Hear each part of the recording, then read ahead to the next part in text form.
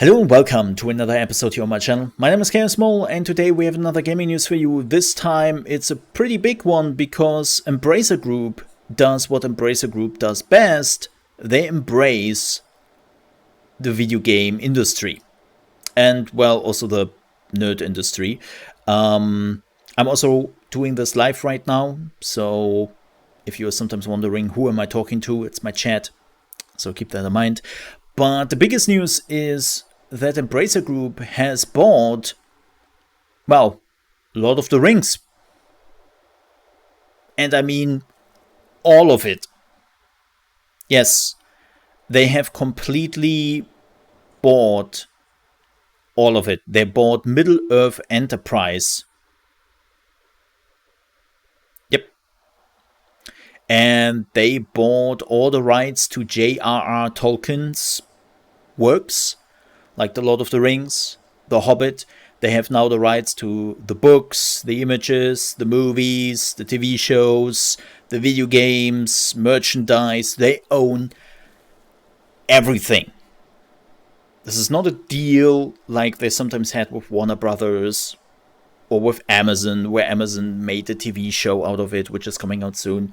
Like, this is literally Embracer Group buying it. Like, buying it. And that is absolutely crazy. They said they did do this on an undisclosed amount of money, so we don't know the exact money. But in a separate announcement, Embracer said that the total cost for all the acquisition they made today was around $770 million US. So that's alright. I would have expected it would actually cost more than that. But yeah, they own now all the rights. And it's kind of crazy when you think about it. Which is good. Like, here's the thing. First of all, I'm not a fan that Embracer Group is buying them, because Embracer Group has already bought too much. Let's just face it. They have bought too much. Right? But I also think it's kind of good because Lord of the Rings is such a big IP, and especially from a gaming perspective, we didn't get much in the last few years. Yeah, sure, the Gollum game is coming, which is like, I don't care too much for that. But all things considered, we didn't get a lot of Lord of the Rings stuff going, which is a little bit unfortunate. So that somebody finally bought it and hopefully does something with that is probably a good thing, especially because Embracer Group has been showing that they are willing to take the IPs they bought and actually put them to use instead of just sitting on them. We have seen this now with the Square Enix acquisition, where they have bought like all the Western studios and IPs, and they are already hard at work to bring all those IPs back as far as possible. They can do it, and that's a good thing. Then again, it's like, how much does Embracer wants to go, man? Further is the answer, because that was not the only thing they have been buying. No, not at all. They have also been buying limited run games, Synctrix, Tuxedo Labs, and Tripwire Interactive. So limited run games is a very interesting company who enables very small development studios to basically get their physical copies out there, like collector's edition and all that, right?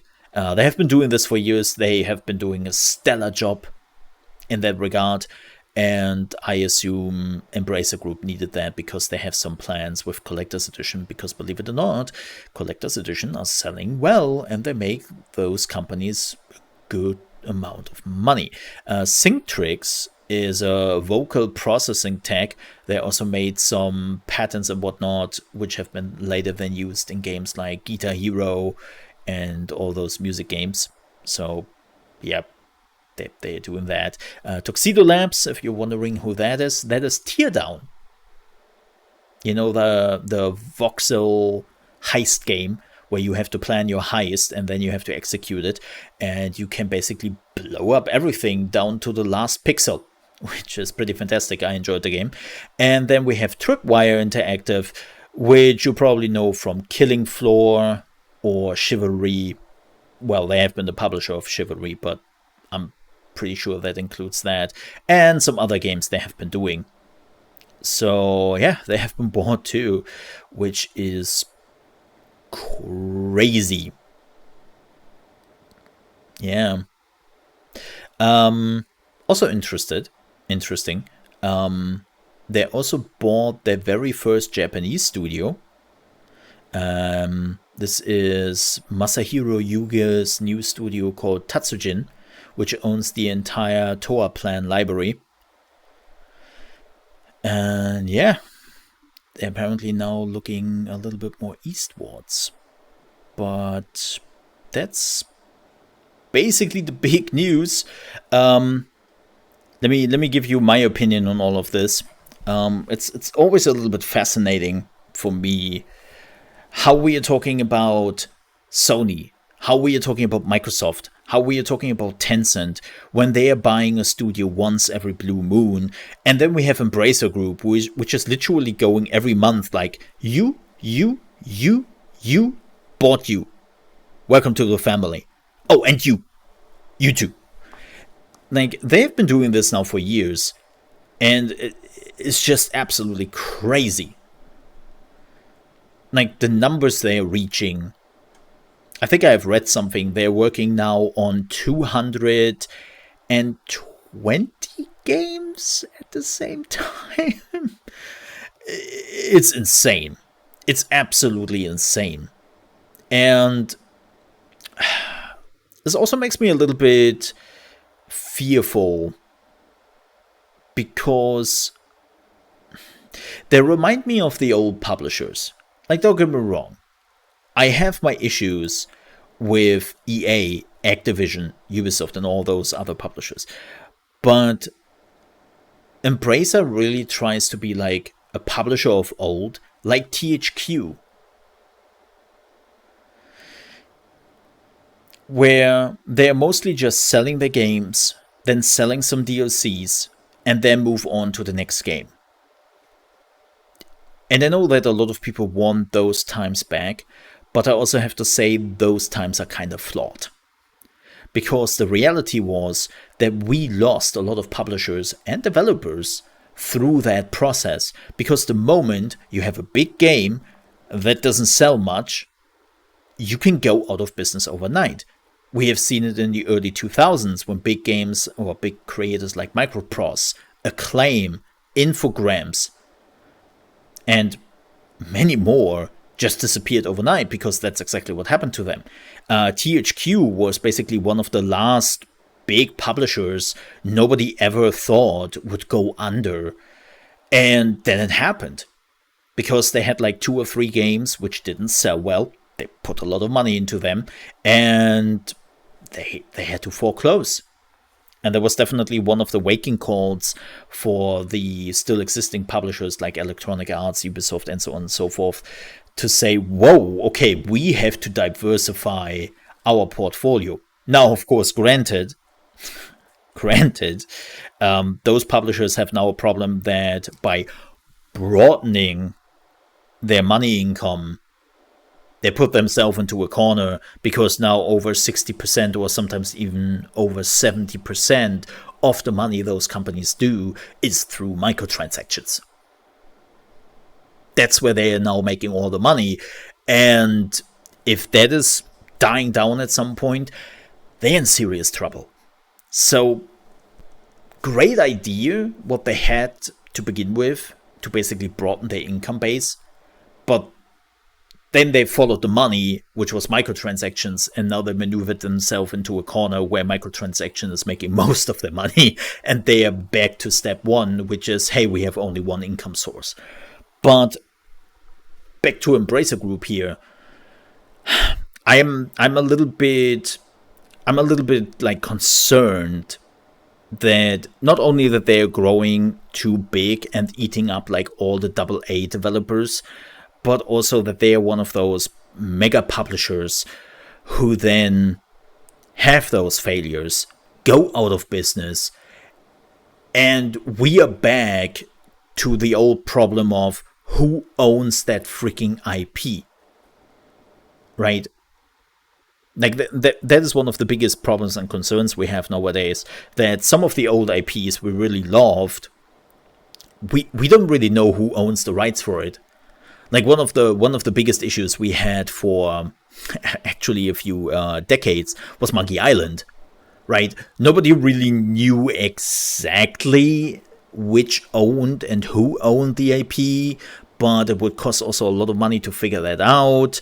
And nobody really wanted to go down that path because they didn't really know if it would make sense from a business perspective till, well, they are now making a new Monkey Island. So that means they were sitting down and were figuring out the things, you know.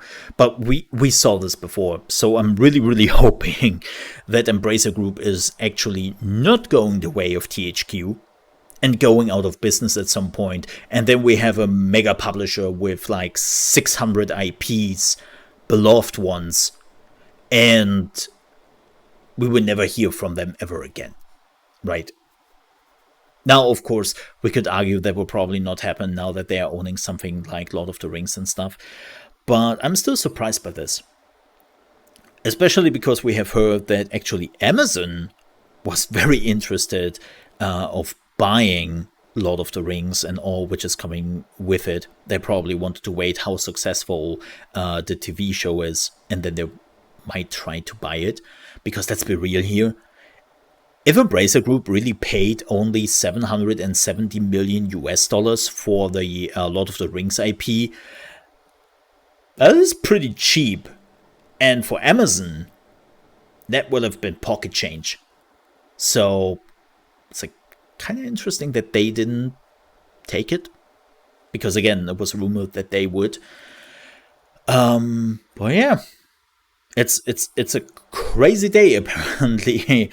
Embracer Group doing what they're best, embracing more and more developer studios, and I have the feeling this wasn't the last, because they also announced that they bought another studio, but they cannot tell us whom, which is fascinating. Like, they literally told us, hey, this is one of the third or fourth biggest acquisition we ever had. Oh, who that studio is? Oh, we cannot tell you. Sorry, we have to wait. I was like, whoa. Okay. That's, well, foreboding. Interesting. So, yeah. I will definitely keep you posted. Thank you so much for watching. If you enjoyed this video, I would appreciate if you leave a like. If you're new to the channel, you want more guides, gaming news, and reaction videos, which we are doing here on the channel, plenty. I would also appreciate if you might consider to subscribe. If you ever want to catch us live, you can do so on YouTube from Monday to Friday, starting at 8 AM East Coast time. We are doing Mole in the Morning in Gaming News, where we are just talking a little bit about the day, how everyone is doing, and then we are jumping right into the gaming news. And then afterwards, we are playing always the newest and hottest games. Lots of early access, lots of releases. Like right now, we are doing Farthest Frontier, Total Warhammer, or Warhammer, Total War 3, Immortal Empires, we have early access to that. And next week, we actually will play Destroy All Humans 2 Reprobed 4 days before the release. Yeah, 4 days before the release. So if you want to check that out, make sure you're checking out the live streams, which are happening here exclusively on YouTube. With that said, thank you so much for watching, stay safe, and I'll see you next time.